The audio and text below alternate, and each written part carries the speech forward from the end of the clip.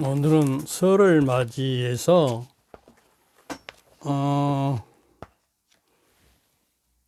이 설 미사 때 바친 봉기도를 바치겠습니다. 성부와 성자와 성령의 이름으로 시작이시며 마침이신 주 하느님, 오늘 새 첫날을 기쁜 마음으로 주님께 봉헌하오니 온갖 은총과 복을 가득히 베푸시어 저희가 조상들을 기억하며 화목과 친교를 이루게 하시고 언제나 주님의 뜻을 따르며 세상의 빛과 소금이 되게 하소서. 성부와 성령과 함께 천주로서 영원히 살아계시며 다스리시나이다.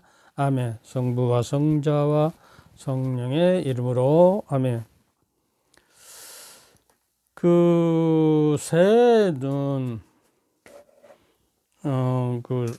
새해 복 많이 받으십시오. 해피 뉴 이어 이렇게 이야기를 하는데, 우리가 먼저 설의 뜻이 무엇인가를 조사해 보니까, 설이란 말은 고의 유래 옛말에서 요약한데 시린다, 사간다라는 말에서 유래했다고 그래요.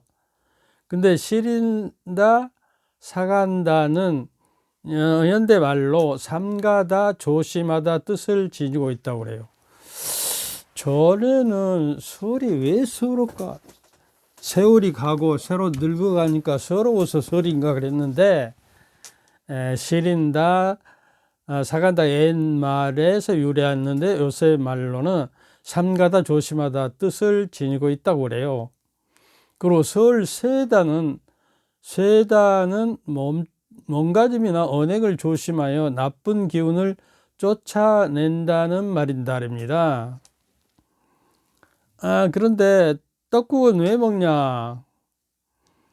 나이 한 살 더 먹으라고 먹는 것이 아니고 희고 뽀얗게 새로 태어나라고 만든 음식이라는 거예요. 그리고 설에 인사 세배를 가는데, 세배는 아랫사람이 윗사람에게 세배를 드리죠. 인사를 할 때 어떤 말로 해나 윗어른에게는 새해 복 많이 받으십시오 라는 말은 적절치 않다는 거예요. 왜냐 그러면 복은 위에서 윗사람이 내려주는 것이기 때문에, 뭐라고 그러면 아랫사람들은 윗사람에게 세배할 때 뭐라고 해요?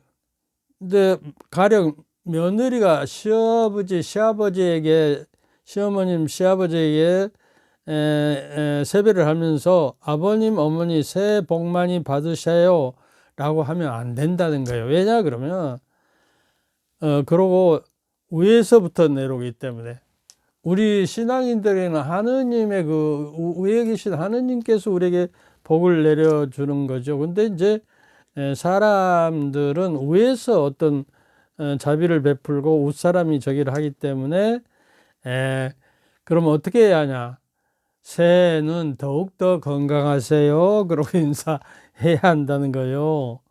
그러면 이제 너도 복 많이 받아라 하면서 윗사람이 덕담을 해주고, 그 다음에 세뱃돈을 주면 기쁘게 잔치를 벌리고 그러죠. 그래서 여기서 이제 또 성서적으로 짚고 넘어갈 것은, 몸가짐이나 마음가짐, 언행을 조심하여서 나쁜 기운을 쫓아낸다는 것이 설을 샌다는 거예요. 그리고 삼가하고 조심하라 1년 내내. 그럼 성서에는 하느님께서 이렇게 말씀하십니다. 에베소서 4장 29절에 여러분의 입에서는 어떠한 나쁜 말도 나와서는 안 됩니다. 필요할 때에 다른 이의 성장에 좋은 말을 하여서, 다른 사람의 성장에 좋은 말을 하여서 그 말이 듣는 이들에게 은총을 가져다 줄 수 있도록 하십시오. 이렇게 했단 말이죠. 이게 이제 다른 덕담이죠. 소위 말해서. 그러니까 우리가 뭐 흉보로 다니고 동네를 쏟아지면서 소문을 퍼뜨리고 이런 걸 하지 말라는 거예요. 말을 삼가하고 언행을 조심해서 나쁜 기운이 내 안에 감돌지 않도록. 금년에는 우리가 신앙생활 한다는 생각과 말과 행동을 올바르게 하나님의 뜻에 따라서 내가 행해야 하거든. 이게 신앙생활이거든요. 내 생각이 세상 것에만 기울어지고 하나님께 기울어지지 않았으면 이것도 신앙생활을 영위가 안 되는 징조고요. 말도 하느님의 말씀에 비추어서 이럴 때 예수님께서는 어떻게 말씀하셨을까? 또 성모님은 어떻게 행동하셨을까? 예수님은 이럴 때 이런 일과 사건을 어떻게 처리하고 행동하셨을까를 생각하고 우리가 살아가는 것이 신앙생활. 그렇지 않고는 세상 사람에 불과해요. 우리는 하나님의 나라의 시민이거든요.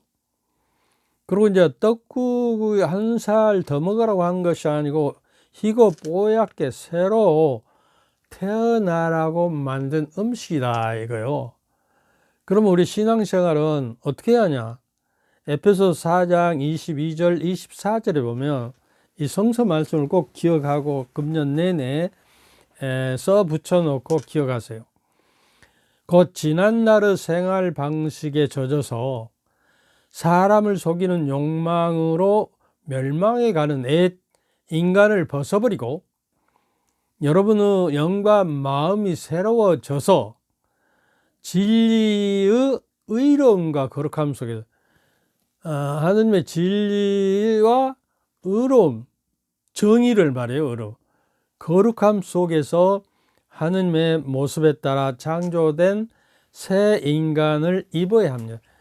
새로운 인간으로 거듭거듭 새로 나야 한다. 옛날 생활 방식과 그 틀에서 벗어나 새로운 틀 잡아서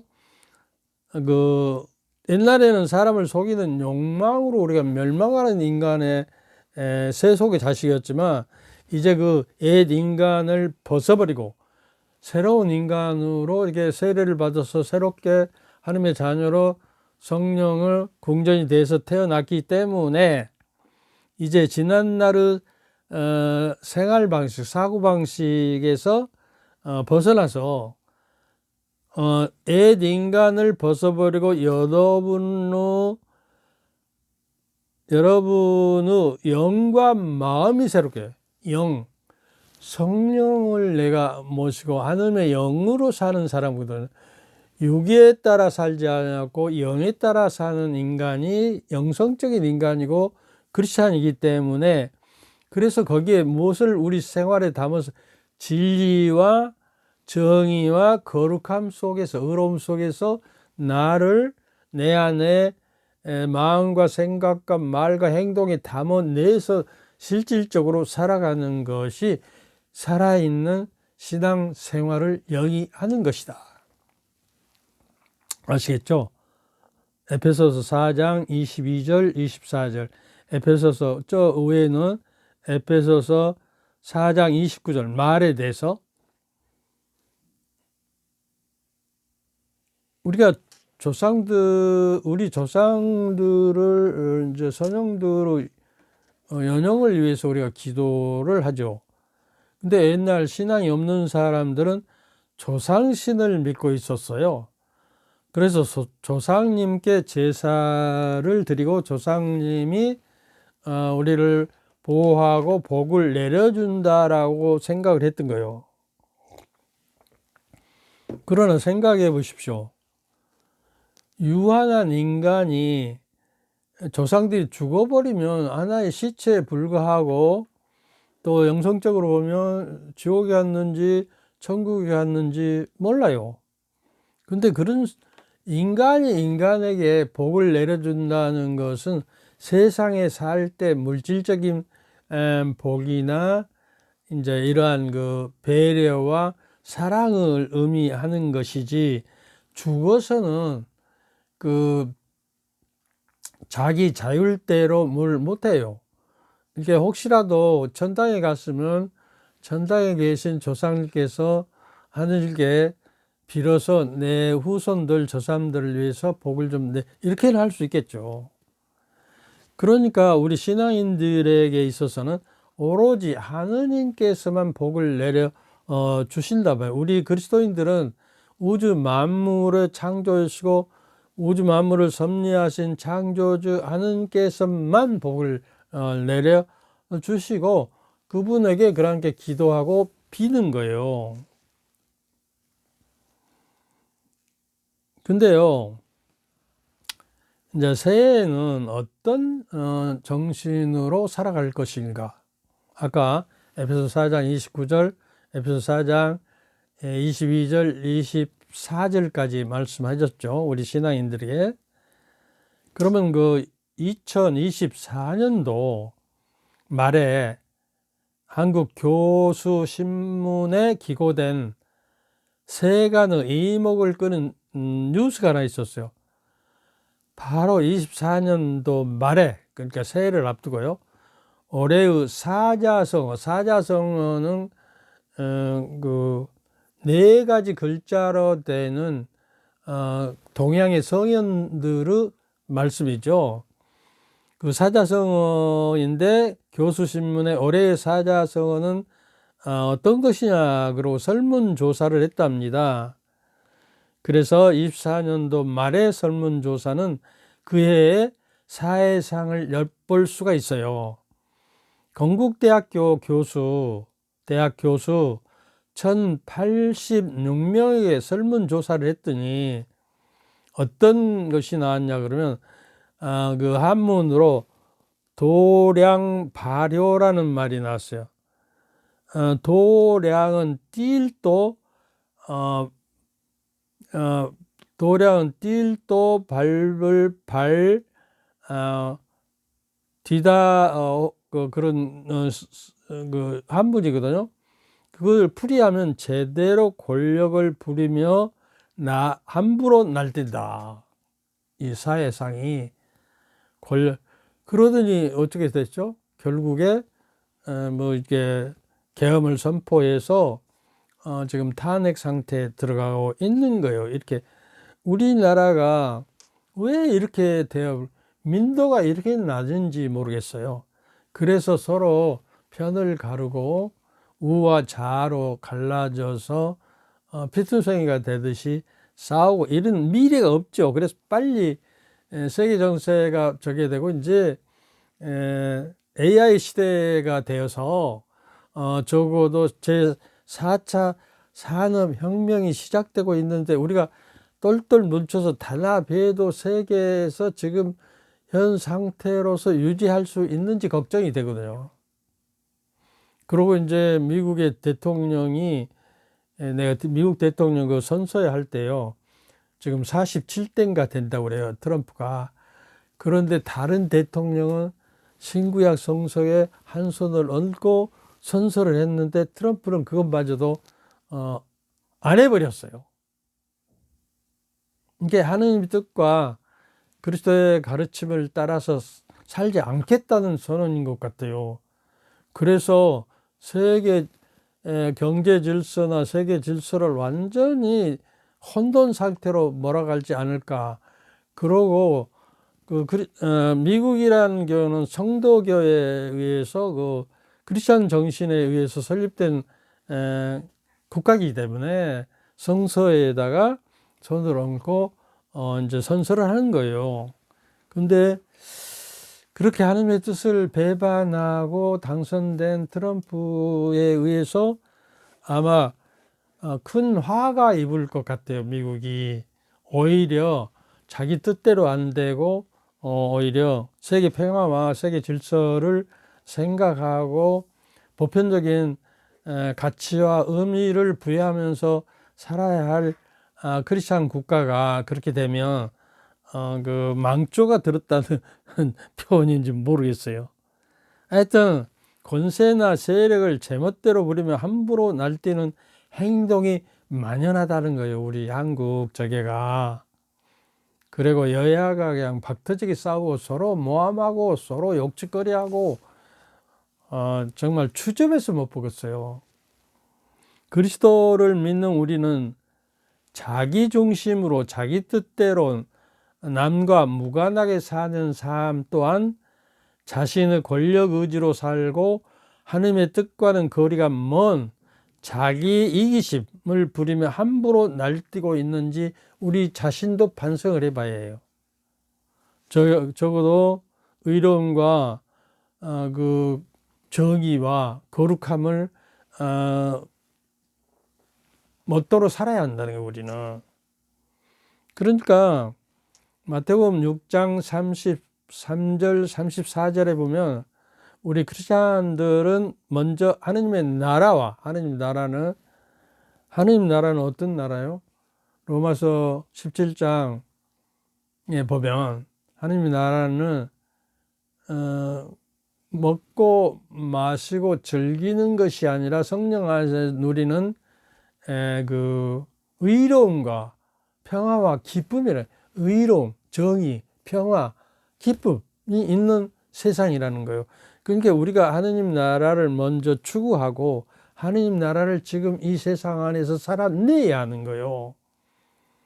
나는 사람은 살아간다는 것이 아니라 하루하루를 살아내는 것이다, 그런 정신으로 살고 있거든요.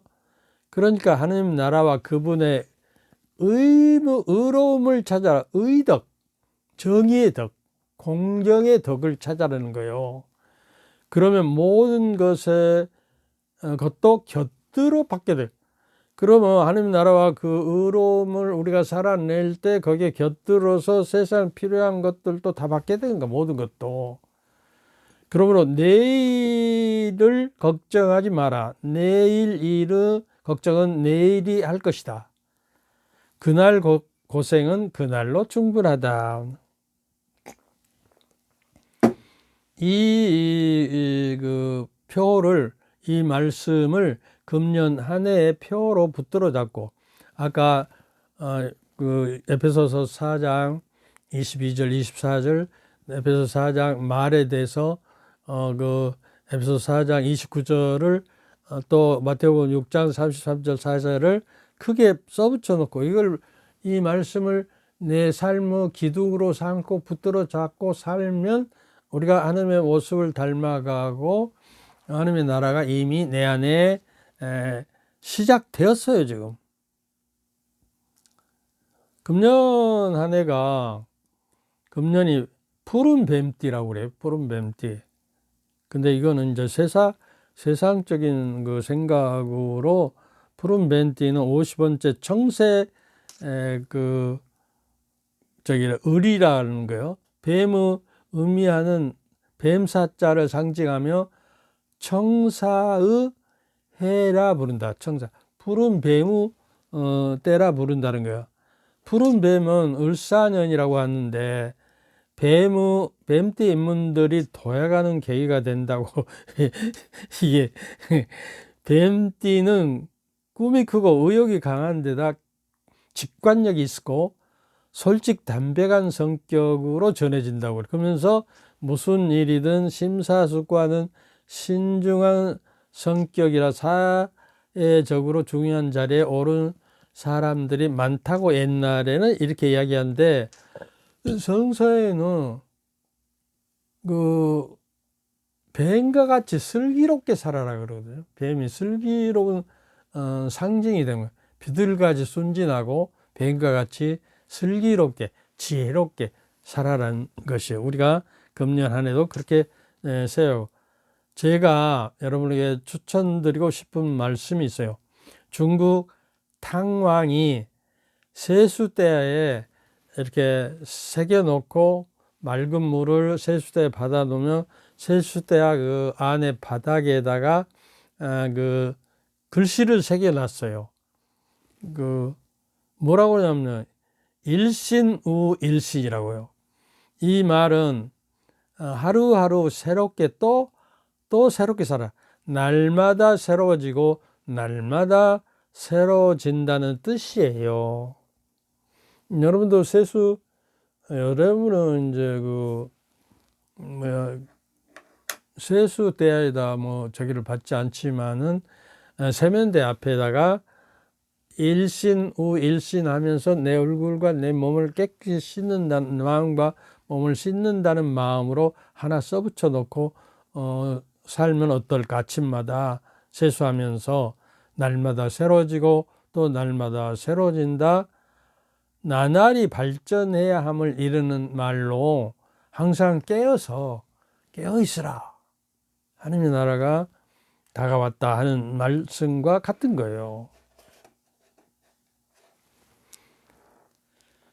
그 다음에 여러분께 또 제가 추천드리고 싶은 논어에 나오는 사자성어가 있어요. 이거 오자성어네요. 애지욕기생, 애지욕기사 그런 말이 있는데요.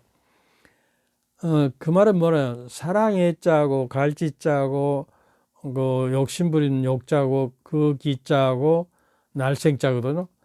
사랑은 사랑은 사람을 살아가게 한다. 해석에 놓아도 좀 아리송하는데 여기서 저기 한다면 사랑하는 것은 그것이 살기를 바라는 것이다. 내가 누구를 사랑하면 그것이 생명을 가지고 살만 낫게 살도록 해주는 것이 사랑이라는 거예요. 이게 예수님께 말씀 이웃을 하나님을 사랑하고 이웃을 사랑하는 것과 비슷해서 이 말씀을 내가 택해 봤어요. 그래서 사랑한다는 것은 그것이 살기를 바라는 것이고 생기를 주고 살맛 나게 만들어주는 것이다. 그런 얘기하고, 그리고 누구를 사랑한다는 것은 그 사람을 살게끔 하는 것이다. 사람이 생기를 돋아 살만하게 하는 것, 즉 새 생명을 부어놓고 생기를 돋구게 하고 살맛나게 하는데, 또 이제 이 말 있죠.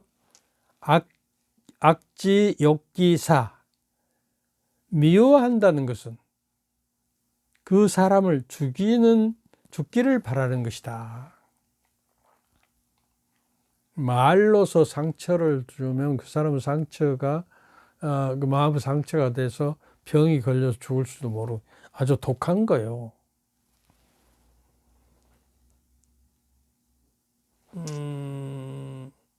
우리 말이 얼마나 칼같이 독하죠.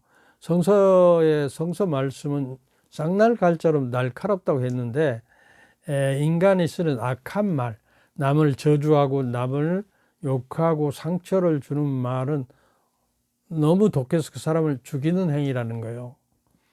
근데 실제적으로 화가 치밀어서 증오가 솟아올라서 막 쏟아지는 저주와 폭력의 말을 하는 사람의 침을 말이죠. 수거해서 그거를 개에다 먹여봤다니 즉사했다는 거예요. 그러니까 다른 사람을 죽이기는 생명을 죽이는 행위도 되지만 나를 죽이는 독도 된다. 이 침이 바로 나한테 삼키면 들어가잖아요. 아시겠어요? 그래서 절대로 격한 성격으로 그냥 남을 저주하고, 근데요 요새 이혼 숙녀 팀이라고 해서 나와보니까 와 정말 독이 되는 말을 막 칼처럼 쏟아대서 상대의 가슴을 후배 파버리더라고요. 그래갖고 이제 숙녀 기간에 이제 화해하는 사람도 있지만 또 이혼하는 사람도 있겠죠. 그래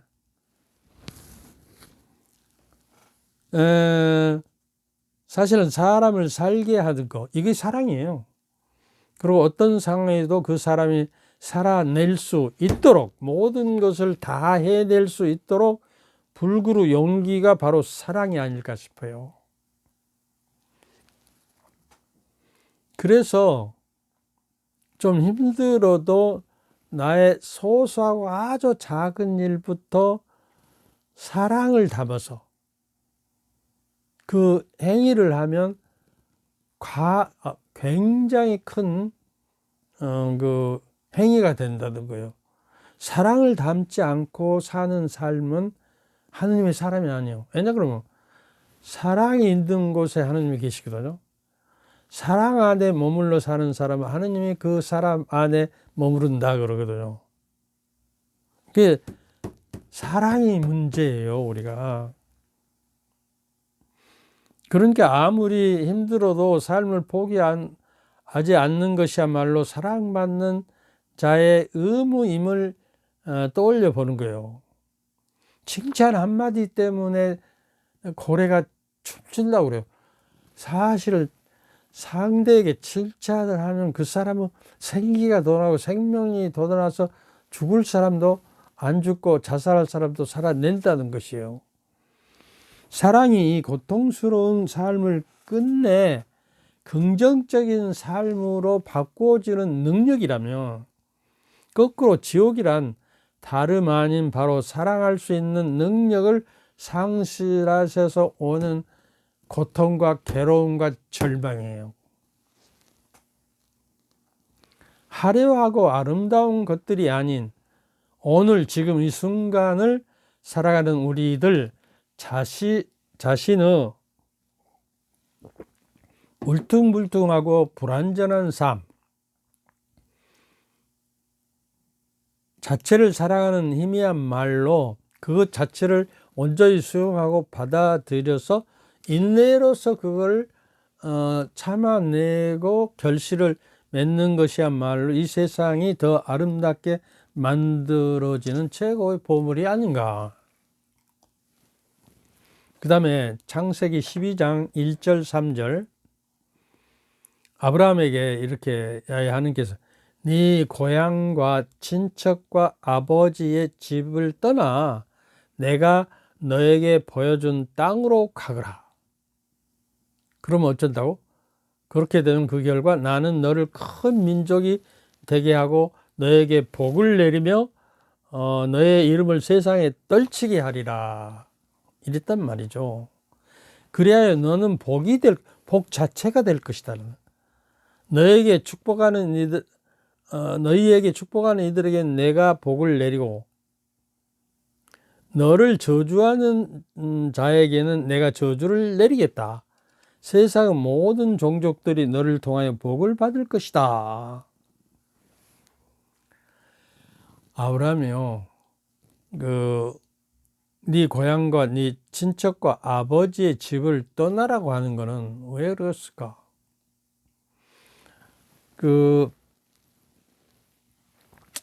아브라함이 태어나고 살았던 아버지의 집과 고향과 친척 거기는 완전히 하느님을 모르고 우상 숭배를 하고 완전히 지상 것만을 생각하고 세상 것만을 생각하고 하느님을 생각하지 않는 그 사회 풍토에서는 아브라함이 거룩한 사람으로 택해지지 않기 때문에 하느님을 믿음으로써 아브라함은 거룩하게 됐거든요. 그런데 뜬금없이 고향을 등진다는 것은 죽음과 같은 것이죠. 친척과 아비 집을 떠난다는 것은 이게 사지로 몰고 가는 거예요. 그리고 앞으로 떠나야 할 약속의 땅을 가면서 도둑의 위험, 또 짐승들의 위험, 그리고 죽을 고비를 많이 당해야 하는데도 아브라함은 그 고향으로부터 떠나서 하나님의 말씀을 따라서 그 말씀을 평생의 목표로 삼고 여러 가지 시련과 저기를 당했지만 결국에 많은 아브라함의 그 신앙의 선조가 될 뿐만 아니라 성조가 될 뿐만 아니라 또 많은 백성, 하늘의 별과 같이 바닷가의 모래알처럼 백성이 만해주는 축복을 받고 너에게 보여준 땅으로 가거라. 구약에서는 축복이요, 땅이에요. 땅이 있어야 먹고 살거든요. 미개 가거라. 그런 너에게 복을 내리며 내 이름을 떨치게 하겠다. 너에게 축복하는 에게 복을 내리고 너를 저주하는 에게 저주를 내리겠다. 세상의 모든 족속이 너다. 이런 말이에요.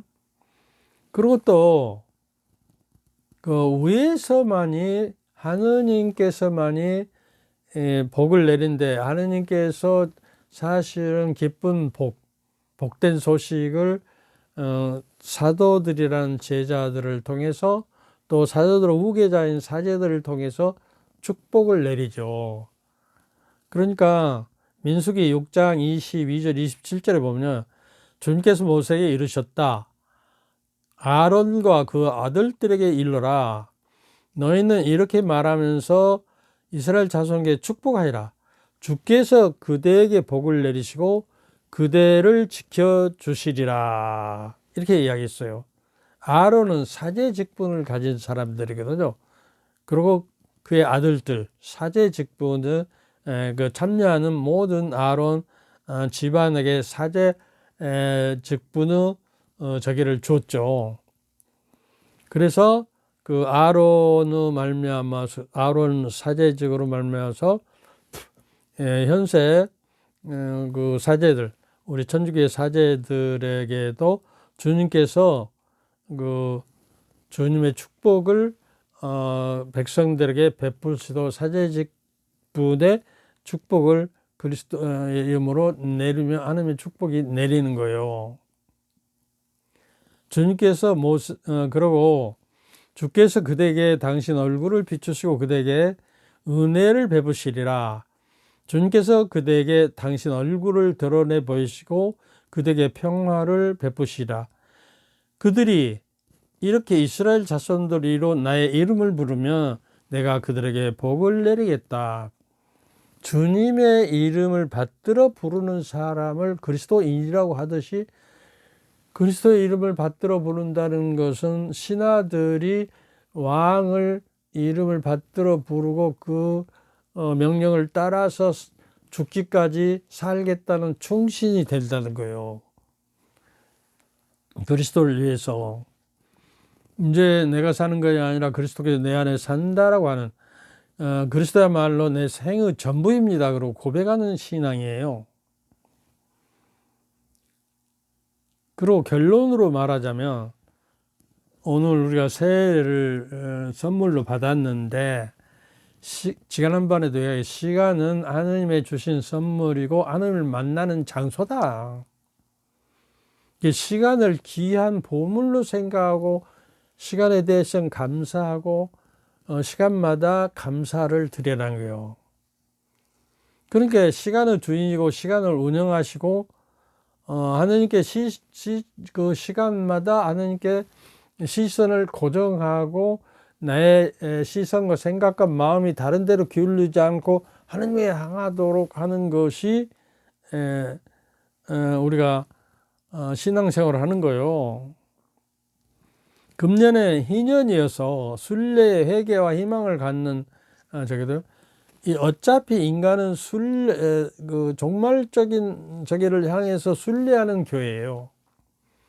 순례자는 여러 가지 어려운 경우가 있죠. 낯선 땅을 헤집고 가야 하고 여러 가지 도둑의 위험, 또 건강의 위험, 추위와 더위, 모든 걸 무릅쓰고 가는 행군이 순례자예요. 우리도 하나님을 향해서 가는 종말론적인 순례를 하고 있는 거예요.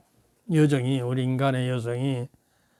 내 마음과 생각이 세상에 기울여져 세상 것의 시선을 고정하지 말라고요. 이게 그 야고보서 4장 4절에는 것이죠. 세상에 속한 사람은 하나님을 사랑하지 않는다.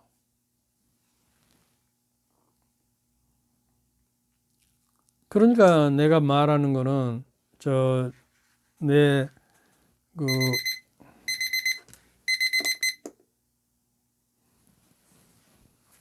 뭡니까? 내 응접실에는 해바라기가 들녘에 만발하게 피는 시골 풍경이 하나 있거든요. 그리고 방에도 있고. 왜 해바라기를 그렇게 걸어놨냐 그러면, 해바라기가 태양을 향하지 않으면 열매를 맺지 말고 죽어버려요. 근데 우리 신앙도 하느님을 향하지 않고 다른 데로 향한 목표가 얻은다면 세상에 헤매다가 혼동 속의 죽음이죠. 그러니까 해바라기가 해바라기를 하듯이 우리는 주바라기를 한다. 주님을 바라기를 한다. 주님께 모든 것을 바라고 희망을 걸고 살고 있잖아요. 믿음과 소망과 사랑을 걸고. 이것이 성부, 성자, 성령을 내 삶의 중심으로 모시고 사는 것을 할 때 향주덕이라고 그래요. 향주덕.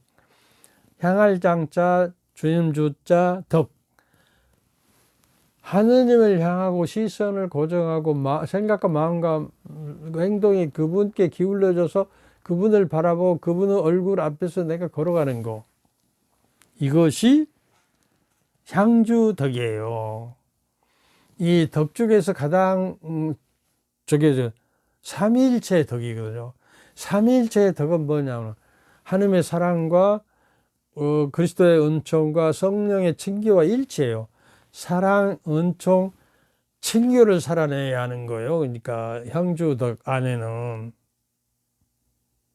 그리고 성부는 창조적인 삶이고 예수님은 구원 사업을 하셨고 성령은 성화 사업을 해요.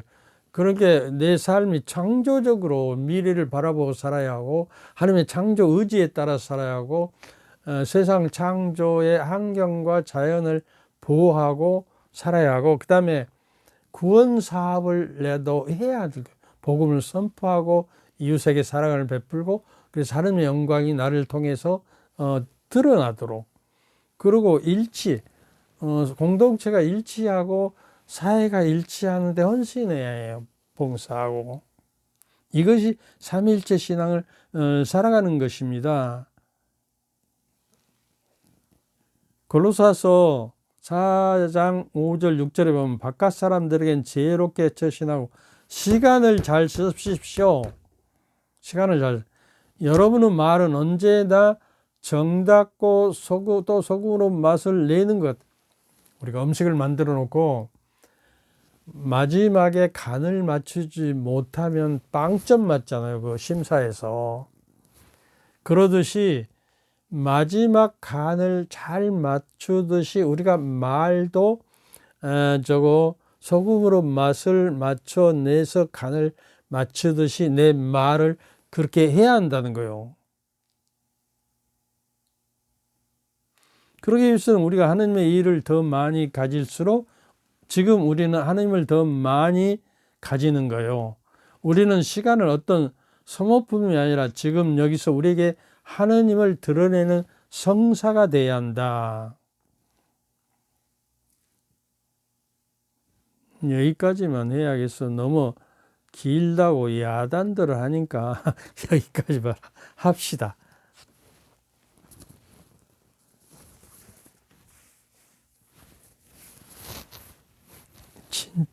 그러고요, 제 강론이 사람들이 재미있는 강론만 해요. 그러면 머리에 쏙쏙 들어온다고. 머리에 쏙쏙 들어온 재미있는 이야기는 인간사의 이야기고 하느님의 구원 경로의 사건을 이야기를 해야 하는 거예요. 그 마르코복음 3장 12절인가 보면 제자를 뽑은 목적이 복음을 선포하고 주님과 함께 있게 하시고 복음을 선포하고 마귀를 제어하는 권한을 주셨다 그래요. 그러니까 사제들의 임무와 사명은 복음을 선포하는 거예요. 근데 어떤 신부님이 그 공개 방송에서 나와서 성서 말씀이 중간중간 늘 결론적으로 맺어지지 않으면 그거는 사제 직무를 어긋나는 거예요. 근데 하느님의 말씀으로 우리가 태어났잖아요, 새롭게. 그리고 예수님께서는 다대 하느님 나라가 회개하고 복음을 믿으라고. 세상 이야기, 재미있는 이야기를 믿으라는 거 아니잖아요. 그런데도 그런 신부님에게 막 구름대처럼 몰고 두고 몇 억씩, 100억씩 막 갖다 주고, 그런 사례가, 이거는 빵점짜리 그 강론이에요, 사실. 그러니까 여러분이요, 강론을 들을 때 복음 말씀을 중심으로 하고 그걸 어떻게 세상 이야기로 풀어나가는지를 잘 봐야 해. 복음 말씀이 하나도 안 들어가는, 그거는 사제직무에서 나오는 강론이 아니에요. 알아들으셨어요? 그래서 저는 중간중간 복음 말씀으로 결론을 다 맺는 거예요. 그리고 복음 말씀을 설명하는 것이고요. 하여튼 어떻든 간에 을사년은 이 해에 슬기롭게 지혜롭게 살고 하느님의 말씀을 내 삶의 기둥으로 붙들어 잡고 그 말씀을 내 안에 담아내서 그 하느님의 사랑을 내 안에 담아내서 조그만 것, 사소한 것부터 충실히 살아가는 신앙생활이 되고 거기에 걸맞는 축복을 하느님께서 여러분 가정과 여러분에게 내려주시도록 기도합시다. 주님께서 여러분과 함께 또한 사제의 영과 함께 전능하신 전주 성부와 성자와 성령께서는 여러분과 여러분 가족 모두에게 충만한 축복을 내리시어 길이 머물게 하소서. 아멘. 감사합니다. 감사합니다. 감사합니다.